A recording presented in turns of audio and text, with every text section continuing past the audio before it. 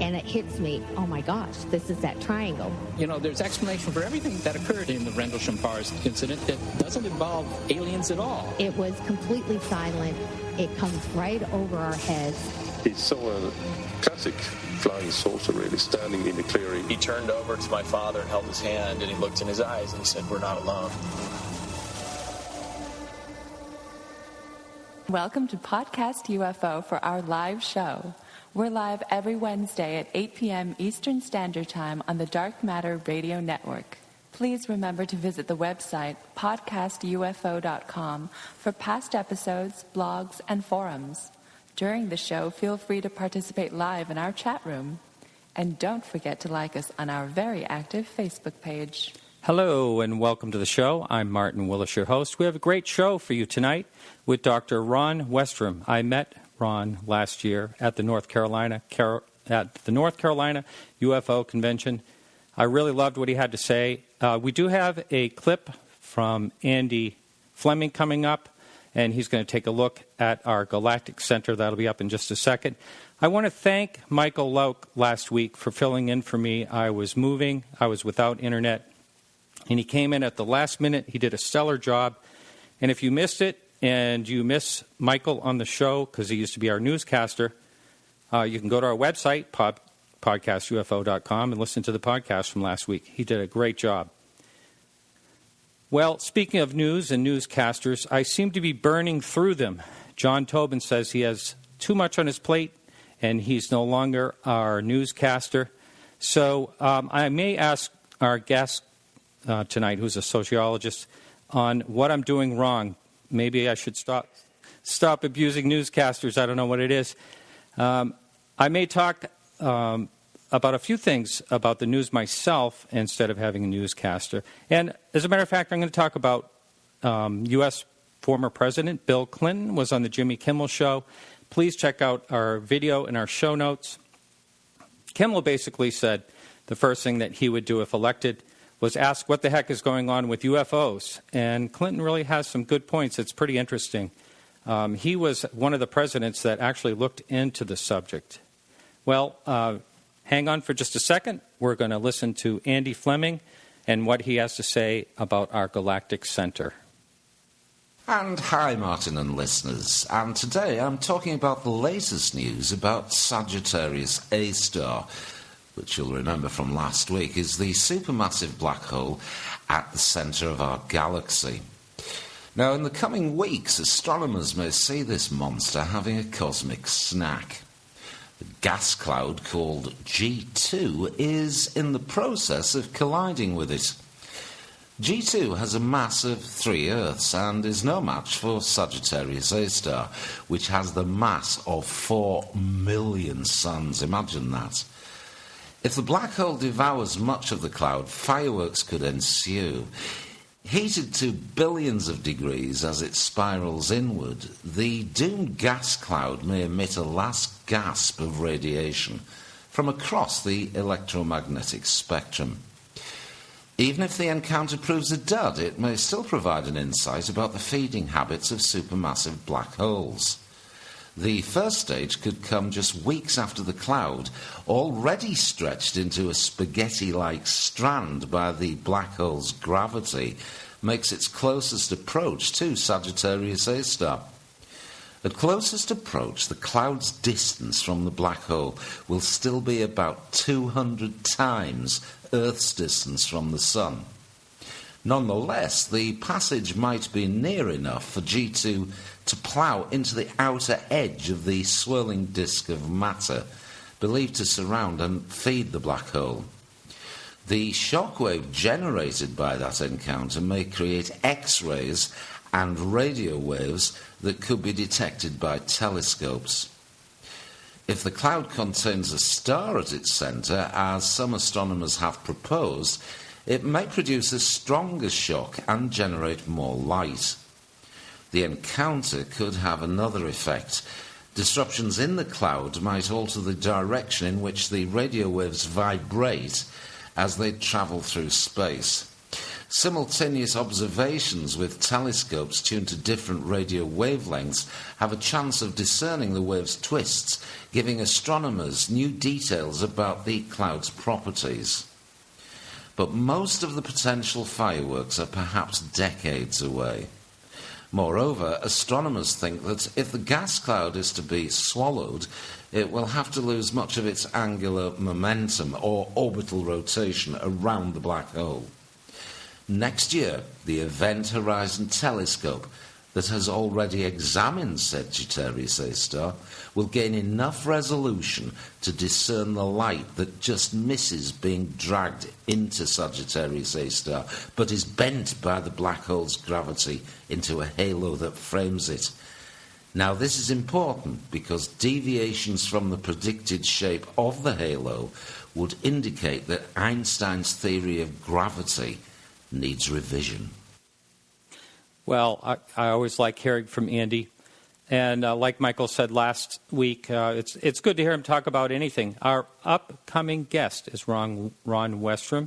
He's an Emeritus Professor of Sociology at the Eastern Michigan University, holding an honors BA from Harvard in Social Relations and a PhD from the University of Chicago in Sociology. Dr. Westrum is a specialist on sociology of science and technology, and he's developed an interest in UFOs, and we're here to talk about that. How you doing, Ron?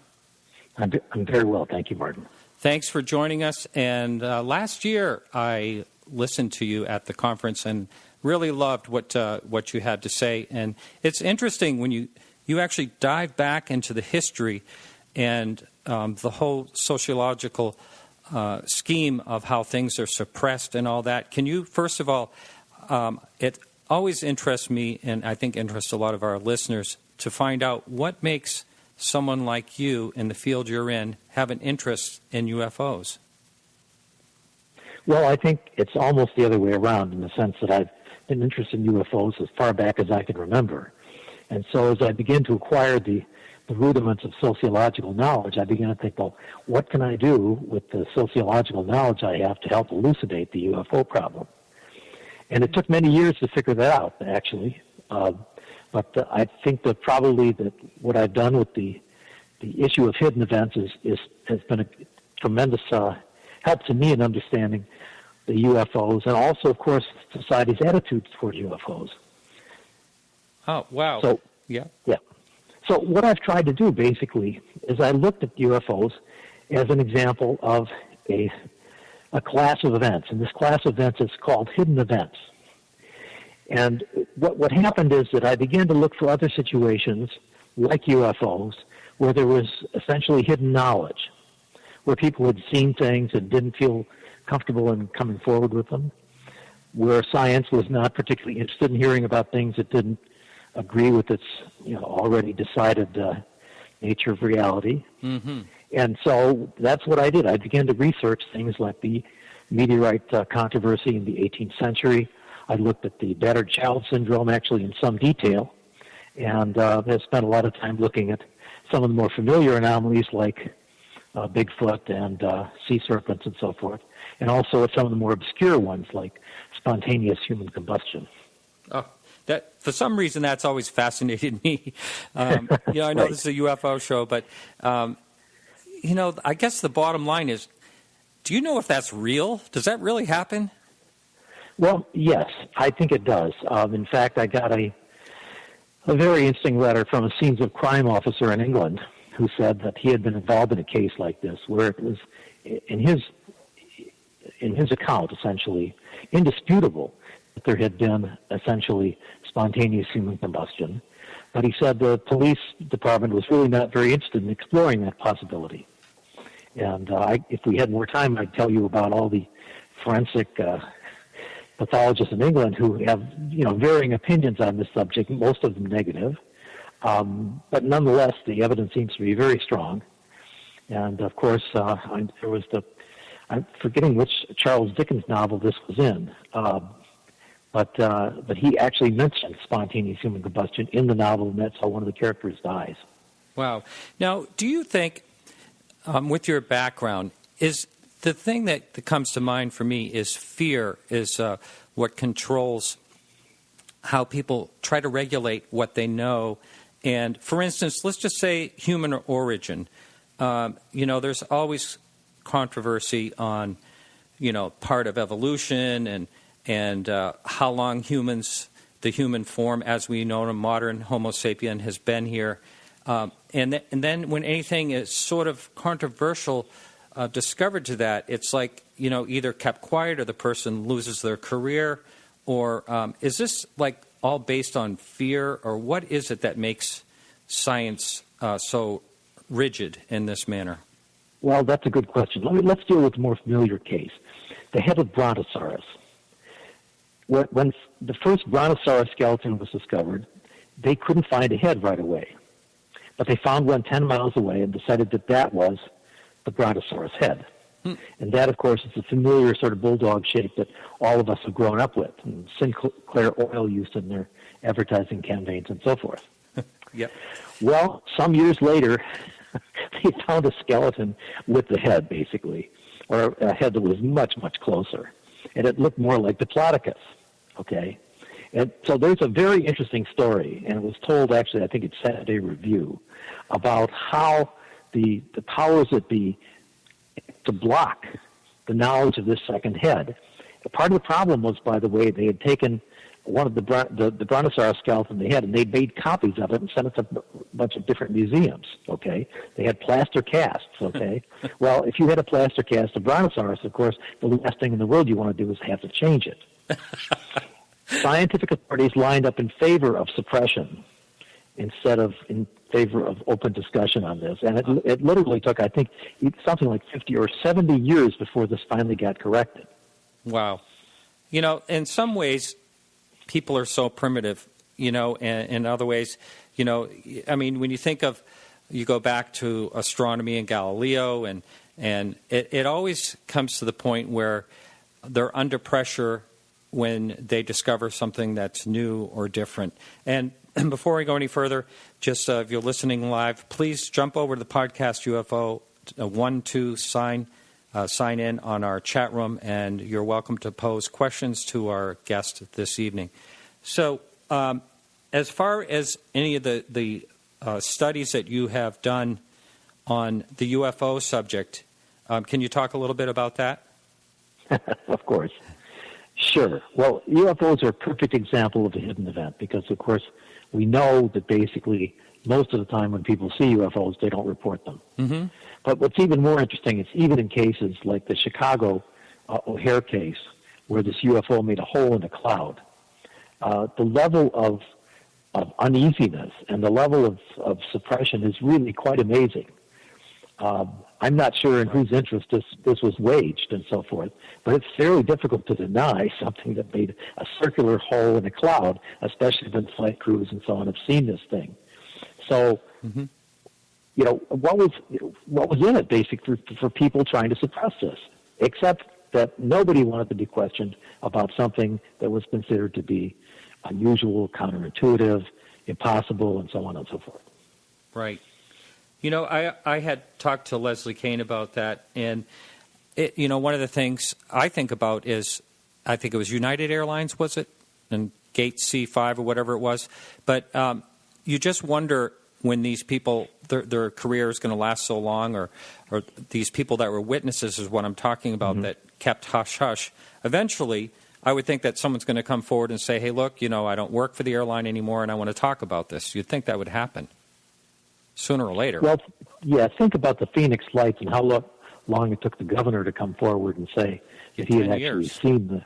Yes, I mean that's the that's the level we're talking about here, and by that point, basically everybody had sort of forgotten about this thing and written it off. Mm-hmm. And so that's the deal: is that often it's when people retire or they, for whatever reason, they're put beyond the threat of censure or whatever it is, but that's it. And many times they simply sit on the information. Yeah, you see that over and over again. We have a question on the chat room, again, not totally related to UFOs at all, or possibly, who knows. So is it reasonable to conclude that information surrounding the pyramids has been altered, then fed to the public? Confucius said something very important, and he said, when you don't know, you keep your mouth shut. And I really don't know enough about this to give a coherent answer. Absolutely, yeah. Yeah, it's just one of the wonders and one of the mysteries of how that could possibly be built as. I don't think it could be built today. I've heard that said before. They don't have the machinery that could actually create the pyramids. Well, I do know that the pyramids were certainly constructed in an absolutely amazing way in the sense that people couldn't insert a knife between two of these giant blocks. And I really have no idea how the ancients did this, but it may simply be arrogance on our part that we think they were stupid. Yeah, that's right. Going back to, you're talking about the Phoenix Lights, that is one of the examples I bring up quite a bit because of the amount of witnesses and the suppression, and I think that's kind of along the lines of what you study is like, why do people suppress and why do they hide? And that, besides the governor, there was a lot of other suppression. There was the Air Force saying, it was flares. They did set off flares, but at a different time. And no one has ever confirmed this. This is my own thoughts. But I think that was possibly to divert attention, when they set off those flares. I don't know. That's my own thoughts. The Air Force history on this is actually a history of sin. Exactly. Yeah. I think that the best example of this is that when the Condon Report came out in 68. Now, this was the report, basically, where the Air Force had asked the University of Colorado to look into the UFO thing. The report came out in 1968. And the report stated unequivocally that no scientific value had come from UFOs, and furthermore that UFOs had meant nothing to national security. In that very year, there was a sighting at Minot, North Dakota, at the guided missile base there, the Minuteman base. Mm-hmm. And essentially, this UFO had come in and had shut down a whole row of ICBMs. Right. If the Air Force was playing by the rules, which of course they never have, then they would have said, oops, obviously our report is in error and so forth.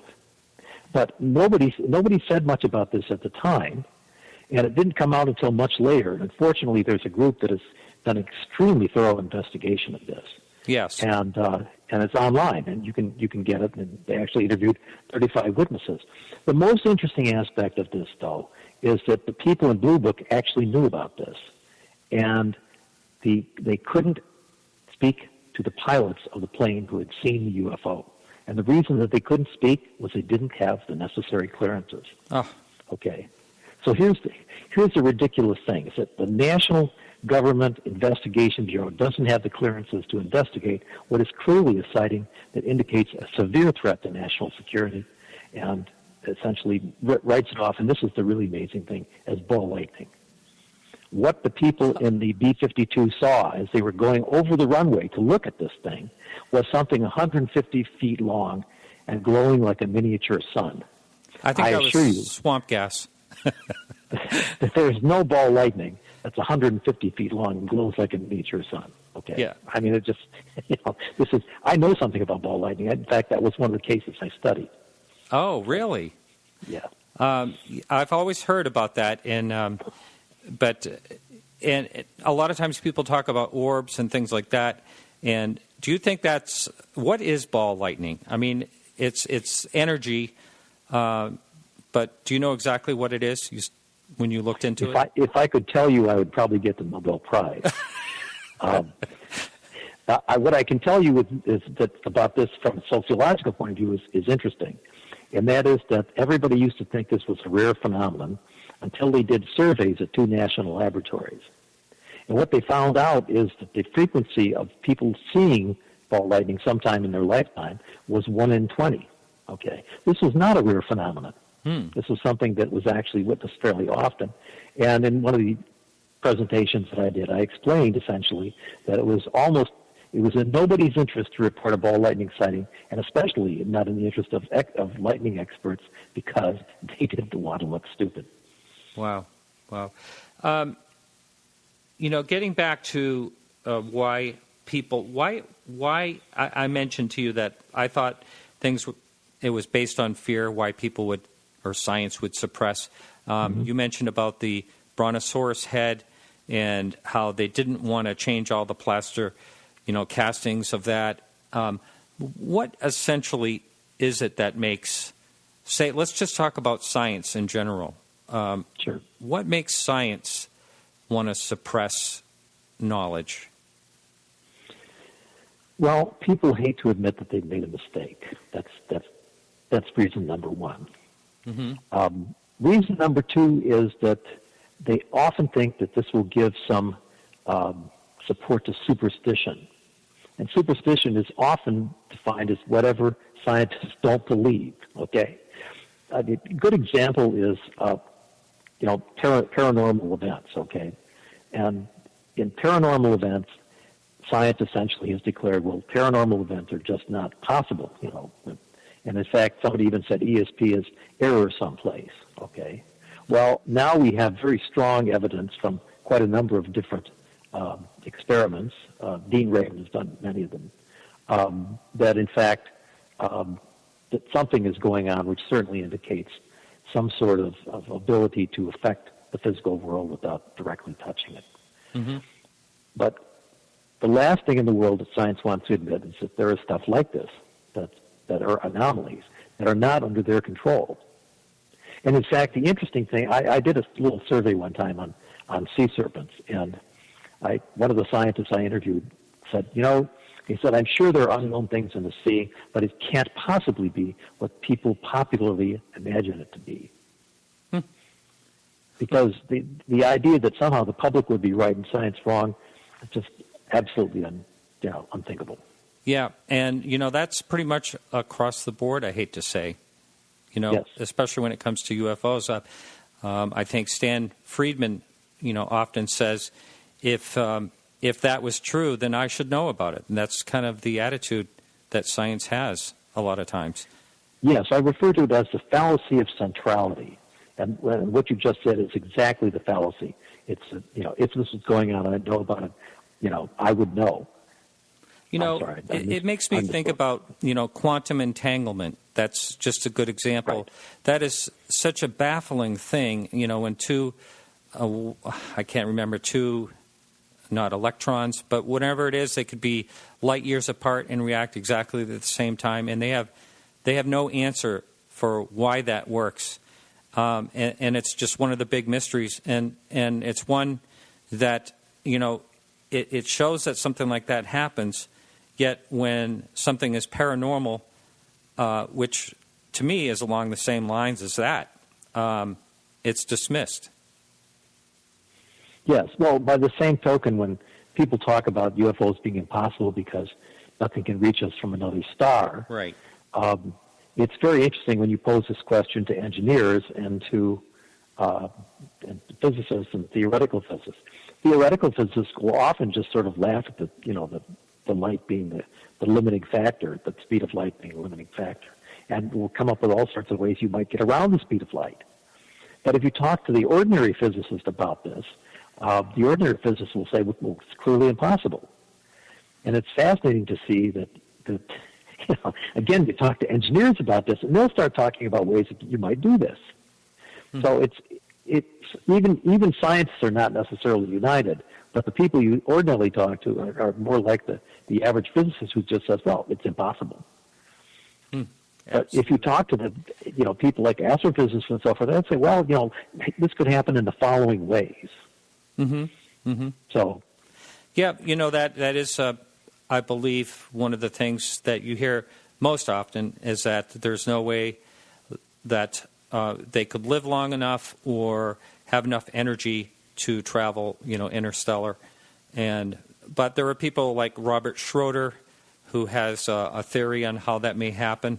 And there's even, I think it's Dr. White at NASA has been theorizing what's called warp bubbles, which is another way to get around the speed of light. So I think it's possible.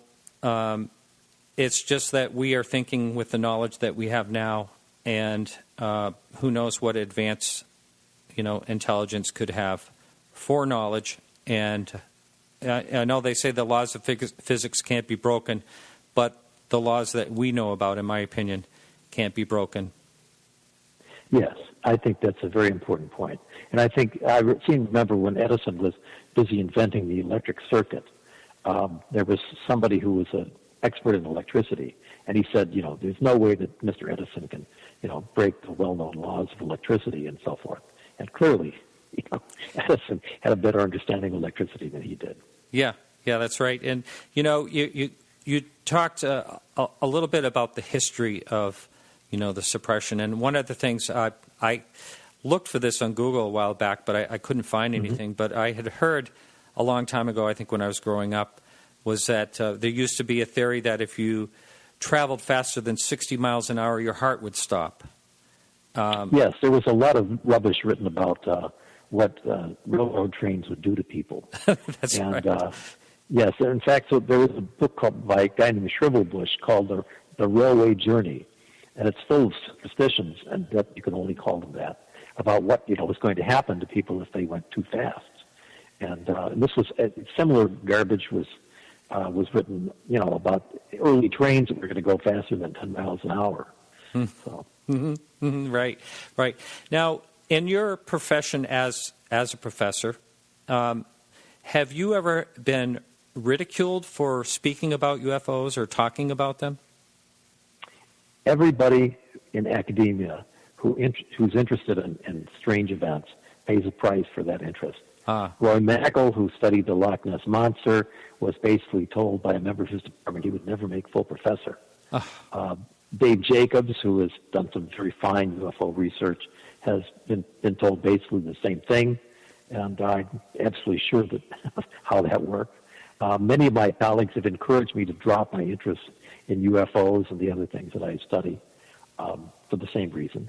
Wow. And I think probably, fortunately, I'm at a relatively unknown university, and so they're happy of any publicity that I get.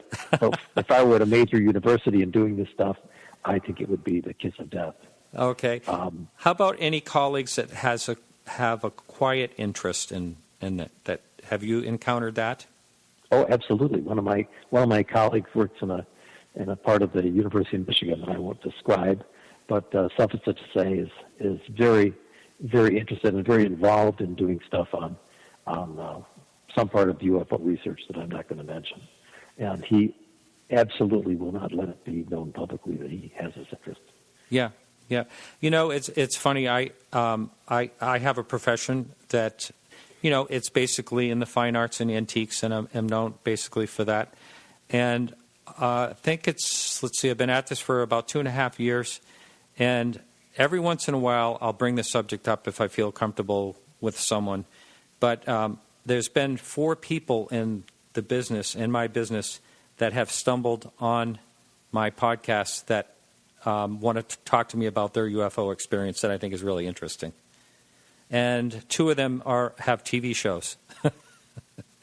Well, I can tell you one night that I was sitting with 2 of my friends. One of them was a fellow investigator about this, and his wife was sitting next to us. And finally, for whatever reason, his wife pipes up and she said, you've been talking about all these UFO abductions. She said, I want you to know that I'm one of these people you've been talking about. And I just about fell out of my chair. You're kidding. I mean, how long did I know these people for? Years, at least a decade. Well, let's talk about the UFO abduction. Sure. Yeah. What do you see about that? I mean, this is something I was on the fence about for a while, and I still find it almost difficult to believe that these thousands of people who are coming forward and saying that they are being abducted that's a tough one to swallow, but something is happening. Yes, I think that's I don't know the explanation of it. I have some ideas about what it probably is, but I think that this is actually a classic hidden event, because for many, many years, people thought abductions either didn't exist or that there were maybe 1 or 2 in the entire world. And as I wrote in an article one time on hidden events, basically, unless you do a survey, unless you actually go and ask people, you have really no idea. So when we did the big, this is Dave Jacobs, Bud Hopkins, and myself, when we did this big survey trying to understand what was the frequency of people who were abductees in the United States, there were many people who said, there can't be that many abductions, because we suggested that there might be something like 4 million people who are abductees. And lots of UFO folks basically started jumping on our case and said, you're crazy to believe this and so forth. But I can tell you from my own experience that I used to talk about this stuff at parties a lot when I was younger and went to parties. And I don't think I ever went to a party where I talked about this where somebody didn't come up to me, as when things got quiet later on, and said, well, I'm one of these people you were talking about. Wow. Okay. The thing I see about, the thing I say about this that gives it a lot of solidity that something is happening is a lot of people are sort of ashamed to admit it, or, very, very carefully come out about it, because it's something they're really shaken about and nervous to talk about. And that, to me, that gives it more credence that something is going on. Well, yeah. But so the first thing is that it's indisputable that people have had experiences, okay? So that's indisputable. But then the question is, all right, could the experience be hallucinatory? Is it the result of mental illness? Is it people's imaginations and so forth? And basically, the thing that we have done, I'm speaking generally here about Bud Hopkins and Dave Jacobs particularly, is that we have gone and we've gotten psychological personnel, psychiatric personnel, and we've examined abductees. None of this other stuff works. Mm-hmm. It just doesn't work. It doesn't explain the events people had. You take something like the Allagash abduction. Okay, mm-hmm. Here are 4 adult males who, under hypnosis, remember essentially the same sequence of events. That's right. And that was suppressed from their memory for a good, I think, 4 years or something like that, before they all started remembering it. And, right. I had the chance to meet 2 of the 4 last year and sat down and talked with them for a good hour, and actually did an interview with them that I was never able to post because there was too much background noise. But I felt that they were very sincere. And one of the things that amazes me about their particular situation is that each one of them totally changed after that event. And their artwork, they're all artists, and their artwork took a real turn. And one of the abductees actually all of a sudden became brilliant in math and went on to even work with NASA, which is pretty amazing. That's amazing. I didn't know that. Yeah. Mm-hmm. I can't remember his name. He's in New York. One of the 4, one of the brothers, one of the 2 brothers. Well, I think this is the Allagash abduction is a very striking example, because essentially there isn't any psychological theory that could explain why all of these people would have this event at the same time. And the other interesting thing, of course, is that each of these people, as I recall from reading the book, basically, had some previous life experiences with UFOs and abductions. Yeah, I did hear that. Yeah, and there's Charlie or Chuck has mentioned that there's still some ongoing things that he has seen and had to happen to him. And I hope to get Charlie up here. We actually live not really that far away from each other, but he doesn't want to stay up after 8. Okay. Yeah. Well, I think that's another interesting thing about abductees, is they tend to be day sleepers. I don't blame them. Yeah. Yeah, I mean, this is a very common thing. Abductees are also hypervigilant. That's another tip-off. Now, you sound like you've done quite a bit of study on this. Have you? What are some other theories that you've come up with? Well, I think that, frankly, Bud Hopkins and Dave Jacobs, I think I agree with their theory. I mean, I believe that what Jacobs argues about this is very solid. And I've been watching his stuff for years. I mean, I haven't done most of the research personally, but I've kept in touch with these guys over a long period of time. And I think that the difficulty for most of us is it's just too scary. We really don't want to think that this is happening on a broad scale. We certainly don't want to think it's an international event, and that and Hopkins has passed away, which is too bad. But Jacobs, I think, really still feels that what's going on is very much the reason that we see UFOs at all. And frankly, I find his reasoning quite persuasive. Mm-hmm. Mm-hmm. Yeah, I mean, when I first started doing the show and started talking to people, I had a UFO sighting, and I know that what I saw could not be explained, in a earthly manner. And so right then and there, that changed everything about the way I was thinking.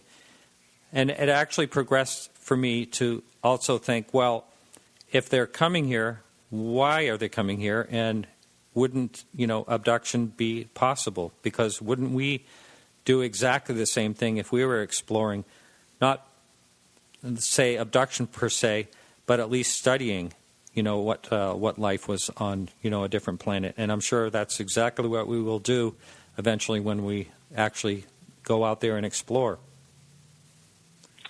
I'm not sure, but what I certainly believe about the abduction phenomenon is that the most likely hypothesis for me is that there is some very large machine somewhere in the solar system that's generating a lot of this stuff.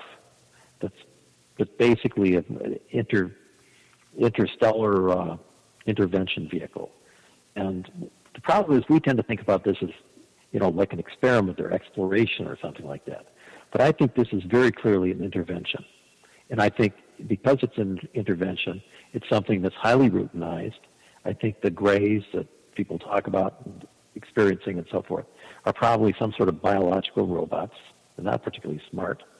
But I think this is something that probably has, in fact, a absolutely routine existence, and it's to do a particular kind of thing. And I think what Jacobs thinks it's doing is indeed what this phenomena is all about. You're not the first one I've heard say about the very same thing about the grays. Very, very similar. We have another question on the message board. Can you comment on any common trend among abductees and whether there might be any new trends? The person to talk to is Dave Jacobs, and I think I would suggest you that question be addressed to him. What Jacobs has been saying basically is we're seeing more and more abductees essentially helping out what appear to be alien hybrids. Right. That's what Jacobs is telling me. Yeah.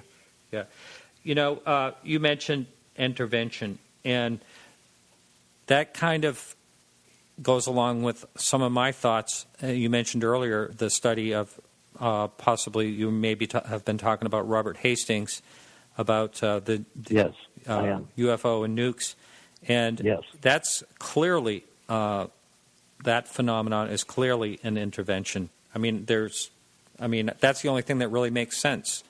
Shutting down, warheads. Or in some cases, turning them on. Right. That's pretty scary. He's had at least a couple cases, one here and one in Russia, where the launch sequence was actually started by what appeared to be a UFO. Yeah. That is really scary because it takes it from one extreme to another. One extreme, like they're trying to, give us a wake-up call. And, well, perhaps, arming it is sort of a wake-up call. Look, we can do this type of thing. I don't think this is about wake-up calls. I really don't. I mean, I think this is what's going on is something where human beings are essentially part of some large process that is going to benefit probably whatever the species is that's behind this stuff. Mm-hmm. Since the last year and a half, Kepler is out there and discovering all kinds of planets that could possibly, be habitable to life, not necessarily intelligent life, but life. But if you just think about the odds of what the odds would be of intelligent life being out there when there's billions of solar systems, makes me wonder what would make us so special that we would be looked upon for, or what you're saying, and what appears to be happening? What would make us so special compared to all the other planets that have to be out there with intelligent life? Well, I think the logical thing to believe, essentially, is that whatever the exploration or intervention vehicles are that are doing these things, that they're very good at spotting planets like ours, and probably because of creatures like us that are transformable in some way to the kind of creatures that are the purpose of this whole intervention. There's another message on the question. Does the guest have any opinion on what the purpose of the hybrids would be? Yes, I think that is the purpose of what all this is all about. I think that's essentially what's going on. I think the hybrids basically represent some sort of compromise or integration of humans and this other kind of intelligence, and that basically this is probably the intended outcome of the whole intervention in the first place. I think basically we are simply some sort of catalyst or material substrate on which this big intervention is being done. Wow. It's really something to think about. And, I know that, no one I can speak to really has any real answers, because we really don't know. None of us really know exactly what's going on. But it's an interesting theory. And, I'm not outright saying that you don't know what you're talking about. I'm simply saying that it's a theory. There's a lot of theories. It would be really nice to know someday exactly what is going on. And do you think that that day will come? As far in the future as possible. Let me tell you something. This phenomenon is extremely frightening to me. Mm-hmm. And I really hope that I'm wrong. I hope Jacobs is wrong. I hope Hopkins is wrong, and so forth. And I would just sleep much better at night if I knew that this was some sort of hallucinatory thing. And in fact, if there were anybody that had a good theory showing it was some sort of hallucination, I would be really happy. I can't explain to you how seriously I take this whole business, and especially given what I know about hidden events. The problem is, if I could just take a moment to talk about this, the big problem is that when we think about stuff like abductions and hybrids and so forth, we tend to revert to common sense. And common sense is great for ordinary life. When we're dealing with things where experience is a good guide, it's excellent. But the problem is, to really deal with the abduction phenomenon, you have to use logic. You have to use complicated reasoning. Your gut is not going to give you the correct answer. And that's the big problem, because we're not very good when it comes to stuff that's not only counterintuitive but also scary. Wow. I never really looked at it like that. That makes absolute total sense. Now, excuse me, I know that you're friends and with Leslie Kean, or you know fairly well. Yes, I have enormous respect for Leslie Kean. Yes, and I do too. And I also think that it's really wonderful to see someone like her. There's been a few other people that have actually looked into the topic seriously, not necessarily journalists, but someone like her gives a lot of credence to, the whole thing. And the point I'm trying to get at here is she is always very, she's reluctant to actually come out and say that a UFO has aliens in it. Right. She's very careful about that. And it goes along. And the irony is that she used to keep company with Bud Hopkins, who, right, of course, is probably the world expert on abductions. Yes, go ahead. Sorry. No, that's right. I think she's just being careful. Because she still has a career as a journalist, and I think she's just being careful. But she's another one, just that points out that we don't really know exactly what's going on, but there is something going on, and yes, and I think this is an interesting thing, and someday I'm going to give a talk about this, that basically, well, let me give you an analogy from another hidden event. The people who discovered the battered child syndrome, when this discovery was publicly announced, let's say 1961. Pardon me, did you say battered child? Battered child Okay, syndrome. all right, sorry. They knew perfectly well in doing this that there was a lot of sexual abuse of children. But they intentionally held back that information for 16 years. And the reason they held it back is they wanted the physical abuse stuff to be accepted first. Oh, jeez. Okay? Unreal.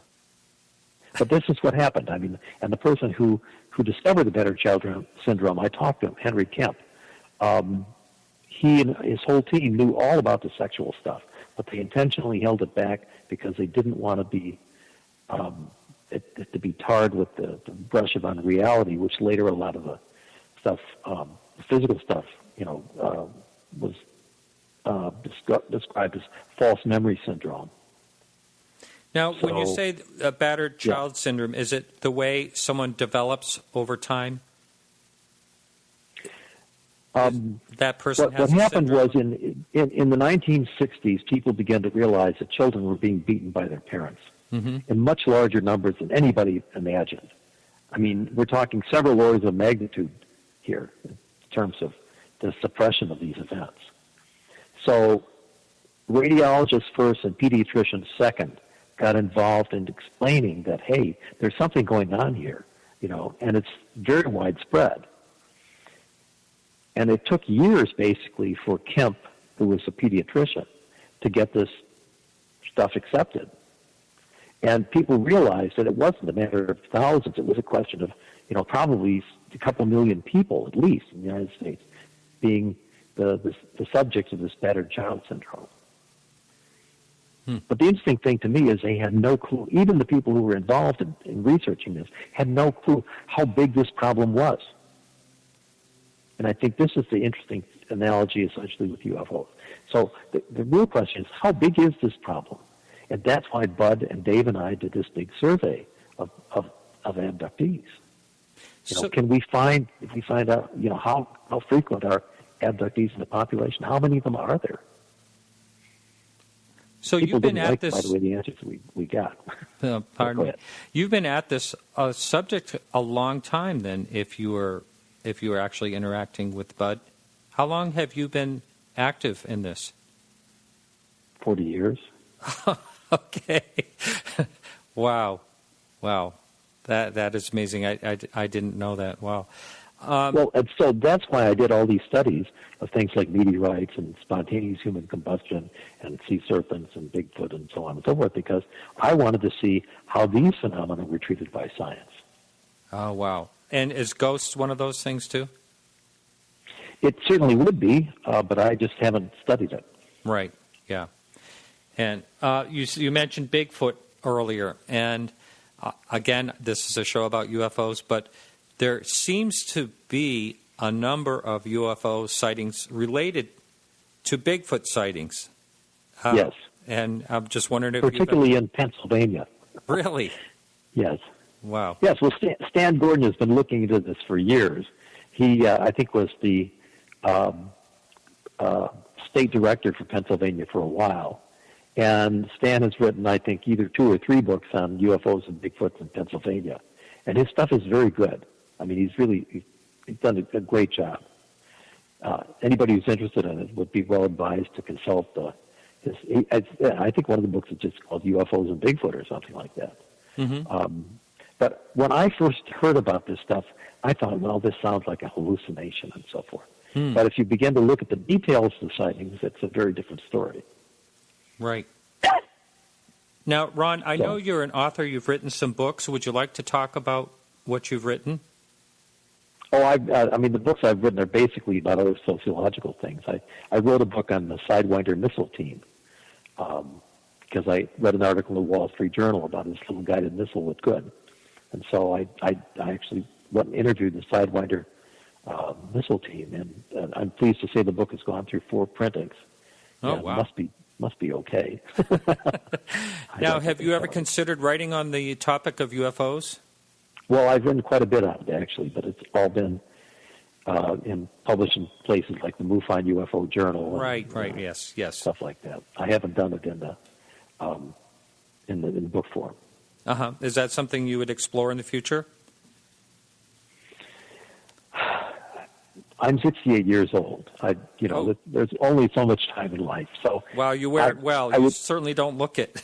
I met you last year. Well, nice. The thing that I think would be an interesting topic for a book is exactly what we've been talking about, because I don't think anyone has really written on the subject, more or less. Have they? You mean hidden events? Yes, and UFOs. Yes, I will write a book about hidden events. Mm-hmm. And UFOs will be part of that, because I've done that. That's what I've done basically. I've looked at the psychology and sociology and politics and so on of hidden events, and it's amazing when you begin to put these things up against each other and you begin to see how many similarities there are. I'll tell you what, that would definitely be a book that I would be very interested in reading, because that subject really fascinates me. But there's no real answer, from what I'm understanding, in why people do it. You know, that they try to keep things hidden. I mean, is it ego and fear, or Well, there are different issues. One of them is, why don't people report the sightings they have? Okay. Mm-hmm. And I think we all understand people are likely to be ridiculed. I've had local police officers get well letters from their fellow officers reporting UFO sightings.